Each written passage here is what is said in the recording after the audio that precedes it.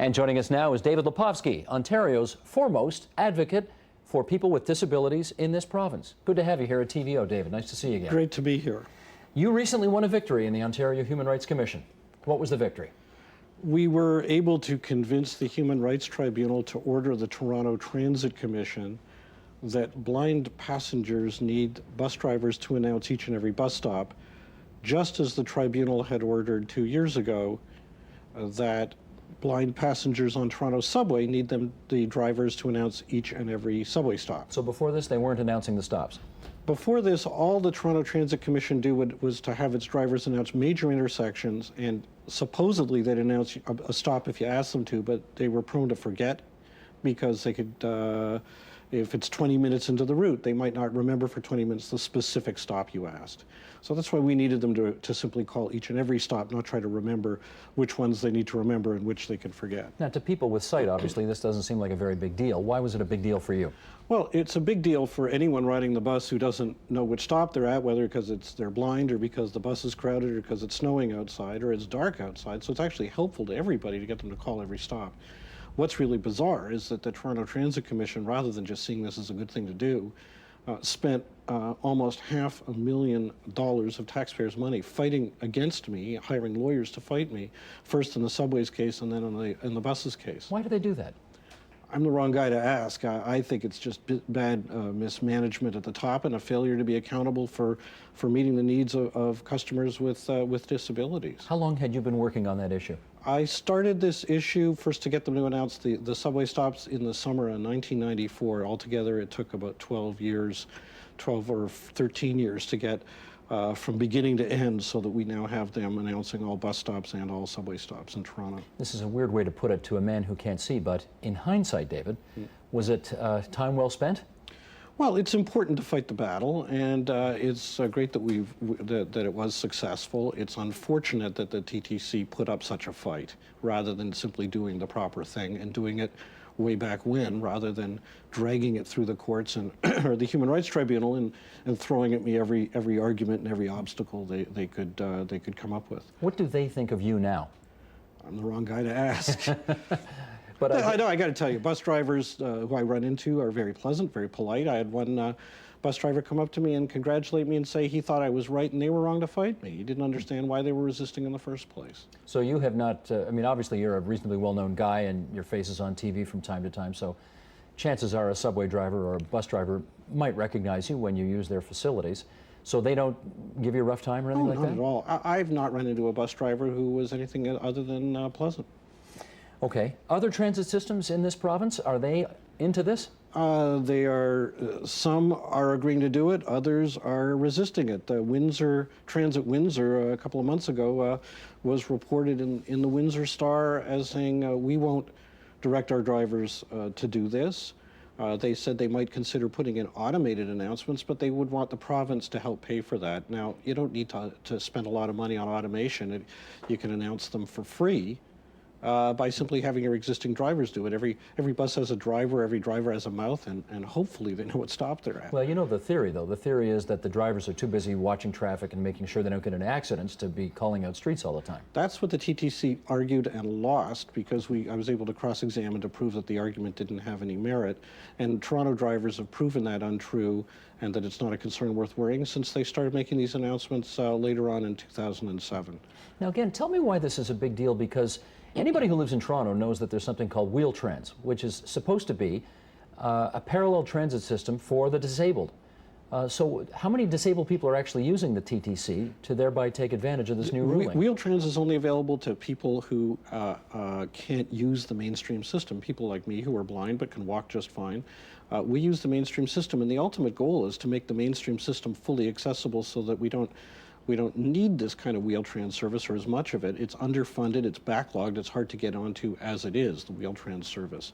So the aim is to make fully accessible public transit. What's really a powerful message out of this is that here's an accommodation that's so easy to provide that makes such sense to pretty much everybody who hears about it, and yet you've got at least some transit providers who are so strenuously resisting it. Let's shift gears here and talk about the Ontarians for Disabilities Act, which you were and are at the forefront of seeing that thing into law. The McGuinty government did pass it into law after the previous Harris government declined to do so.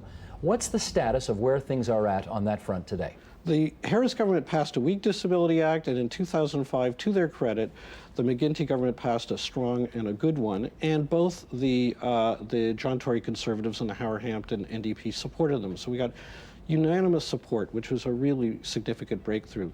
The problem is that since 2005, the McGuinty Liberals have really dropped the ball on its implementation. They've done, frankly, a rather paltry and unacceptably pathetic job of implementing it so far. The bill aims at making Ontario fully accessible to all people with disabilities within 20 years, and it requires the government to develop and implement accessibility standards to guide people on how to do that. So far, the McGuinty government only passed one. It's weak, toothless, and ineffective. And the second one they've proposed, to get back to my TTC case, deals with public transit. And it's as weak or weaker than the first one they proposed. Just as one little example, on getting bus drivers to announce all stops, the TTC was given 30 days to start doing that by the Human Rights Tribunal. The McGuinty government's proposed transit access standard would give other transit providers 18 years to start doing it, which is just way too slow. And that's not an easy barrier to fix. It's even worse on the harder barriers in public transit that need to be fixed. Okay, but I remember a couple of years ago that you were singing the praises of the McGuinty government and saying they were allies in your cause and had gone, you know, some great distance to satisfy those who are living with disabilities in this province. Now you're tearing a strip off them. How come? How come? Because they were very open and very cooperative and worked closely with us to develop the Disability Act. I think what happened was in 2005, after it passed, after all the champagne was drunk and the celebrations were had, they moved on to other things and they dropped the ball on making sure it's effectively implemented. And we've called on the McGuinty government and Premier McGuinty personally to show some leadership and take the reins of this project and make sure the bill is properly implemented. Now, to his credit, the Premier did make some commitments during the last election on how to do this, and we want to work with them on making that happen, but there's still lots to be done. The other thing is that the disability accessibility is not the only disability issue out there. As one example, the McGuinty government's committed to making to a new strategy on reducing poverty in this province. That's really good, and it's really important. People with disabilities are disproportionately represented among the poor, and the poor are disproportionately overrepresented among people with disabilities. So we need any new provincial poverty strategy to include a strong disability component to address the unique forms of poverty, which are manifestations of poverty that Ontarians with disabilities now suffer from. Are they open to that, do you know? Well, we're waiting to hear. We're waiting to hear. They haven't made any commitments on this. What we really need in Ontario, among other things, is for the Premier to show some leadership by taking some command from the center of the whole disability agenda. We need disability issues not to be dealt with helter-skelter around the government, but for there to be a coordinated provincial strategy to address these and other important issues that affect the over 1.5 million Ontarians who have a disability. Well, we do note that Aboriginal Ontarians, First Nations in this province, have their own standalone cabinet minister, very prominent one actually. It's an MPP for this riding, in fact, Michael Bryant. We have nothing comparable for people with disabilities. Yeah. And in fact, Do you we need have that? that's one serious way of addressing this. I have a standalone minister who, right now, one of the problems we have is that the minister who is responsible for the Accessibility Act is also the minister who's responsible for the government's disability support program. And it's almost a conflicting role because the disability support program has some of the most serious barriers that people with disabilities complain about. So, and you can't both be enforcing accessibility and managing the program that's got the barriers at the same time. So that there may be some real value in having a standalone, strong voice at the cabinet table with the Premier backing them to support a province-wide comprehensive disability agenda. It's great that Aboriginal people have that kind of role. We could benefit from it too. We know that election campaigns are excellent opportunities for some issues to get to the fore, and it's a chance to put the politicians' feet to the fire on these things. However, a few months ago, the election campaign we had in this province was overwhelmingly focused on one issue and one issue only. Do you worry that A, you've missed that opportunity to get to the politicians, and B, that there is a fatigue in the public in dealing with issues on disability? After all, they got the act passed, and people may think, didn't we deal with this already? Well, I don't think that, let's put it this way, as for the election, it's unfortunate it was sidelined by one issue. We tried raising other issues, but that doesn't mean that our concerns stop for the next 4 years.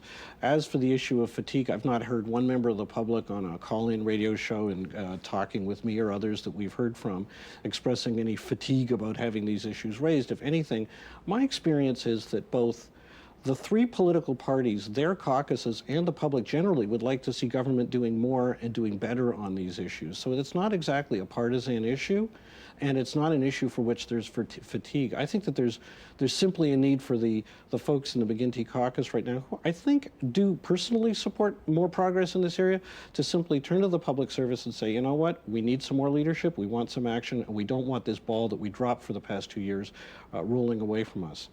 I know that many black people I've talked to in this province took great satisfaction in 1985 in seeing the first ever black cabinet minister appointed by the then Peterson government. That, of course, was Alvin Curling. Similarly, I think when the Argos won the Grey Cup in 2004, many in that community took great pride in Pinball Clemens being the first black head coach to win a Grey Cup. I'm wondering whether you feel a similar kind of pride in light of the appointment of David Onley as the Lieutenant Governor of this province. I think it's fantastic, and I think a lot of people are really quite excited that both that David Onley was appointed and that he's committed himself to the message of accessibility.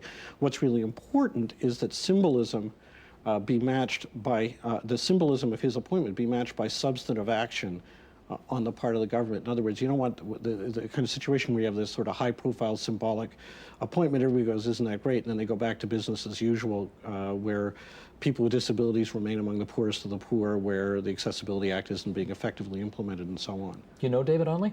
I sure do, and I've got a lot of respect for him. I think he's a great choice. Do you think he's likely to let the government skate on this kind of stuff? Well, he's limited by the fact that his position is a nonpartisan one, so he can talk at a level of broad principle. But he can't get into the kind of nitty-gritty that others of us can. But nevertheless, I think in his ability to raise these issues generally, I think it's certainly going to help. Does he, in your view, have a special set of responsibilities to the disabled community, given that he is of it? Oh, I think that he's made it clear he's going to make this his #1 issue, and I think that whatever responsibility he might have, that's sure an effective way of meeting it. So that I'm delighted that he's made it such a high-profile issue for himself. And not only that, but wherever he goes, anybody who invites the Lieutenant Governor to speak, they better have an accessible premises, or else he's not going to be able to get in. So he's going to blaze trails not only symbolically but physically by his mere presence at public events. The Lieutenant Governor does get around, doesn't he? He sure does. He does. David, one last question if I can. There are 10 provinces in this country, 3 territories, 50 states just to the south of us. And I think many of our viewers would like your advice or your assessment of how well the province of Ontario is doing compared to other jurisdictions as a place to live for people with disabilities. Well, it doesn't admit of a simple answer. The United States is way ahead of us on accessibility. There's no question. They passed their Disability Act 15, 16 years before we did, and they're way ahead in implementing it.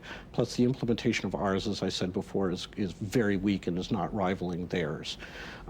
With respect to enforcing human rights, Ontario is now falling behind several other provinces because, unfortunately, the McGuinty government gutted the Human Rights Commission and is leaving it now to individual discrimination victims to have to file their own and fight, investigate, and prosecute their own human rights complaints. That's making us drop behind all other provinces except BC, which made that mistake a few years ago.